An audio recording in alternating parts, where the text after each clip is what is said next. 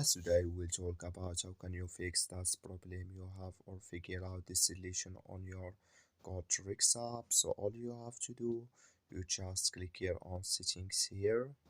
So then it's going to take you to this list, and all you have to do, you just go down here. Then you click here on apps. So then you come to this list here or apps list.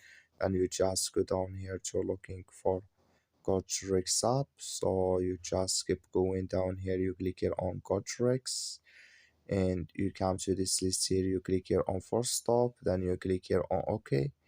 So then you go down. You click here on storage. You just click here on clear cache. Then all you have to do, you go to your Play Store. So you click here on your Play Store. Then you search for GoodRx. It's going to show for you like this. You will find here update. You just click on it, then it's going to fix with you. That's all. Thank you for watching. Don't forget to support us by like and subscribe.